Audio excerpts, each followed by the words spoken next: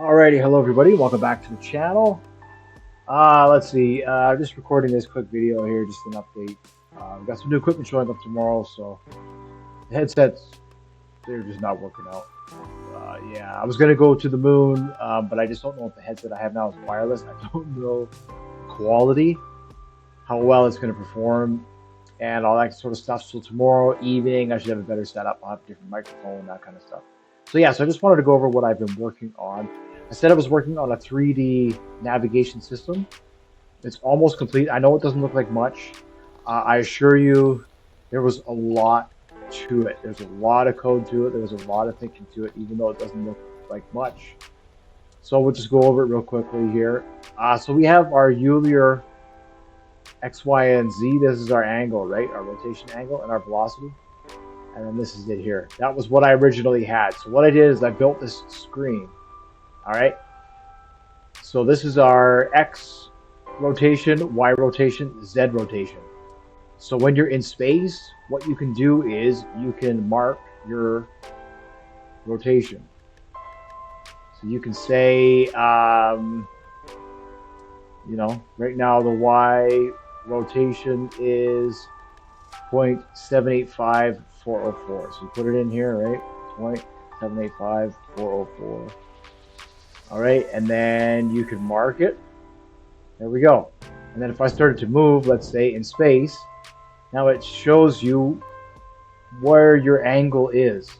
So if you're trying to go to, let's say we're going to go, right? So if you're trying to go somewhere, now you can save your angle. All right, so that's step number one. That took me a long time to figure out.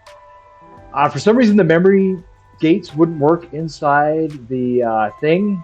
So I ended up having to use all these. You have to manually input the rotation. I don't know why I didn't want to save the rotation. I couldn't clamp the number no matter what I did in the microcontroller.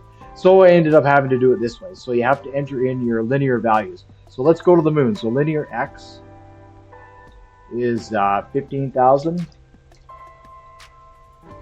All right, linear Y is 459.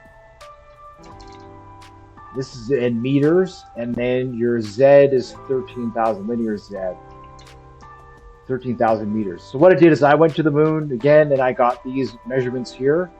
All right, so it tells you I have to go 459 kilometers on Y, 16 kilometers on X, and 14 kilometers in direction Z. So now what I can do in space is I can align myself, right? This gives me my speed. So, and then hopefully that gives me the ETA. I haven't figured that out yet. That's what I'll have to be figuring out when we launch. But yeah, that's essentially it. So you can measure your rotation. You can then save your rotation. And then that will give you an idea of, basically you could pilot easier towards wherever you want to go to.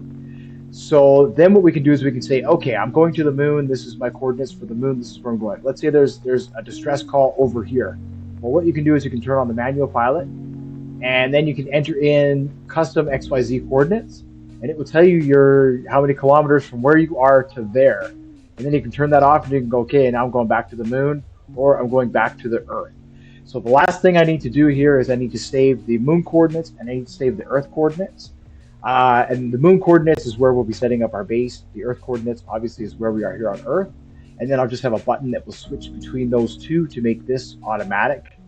And then these two manual inputs will be wherever the ship is to wherever this is, and wherever this is to wherever this is. So you'll be able to navigate in space three-dimensionally and figure it all out.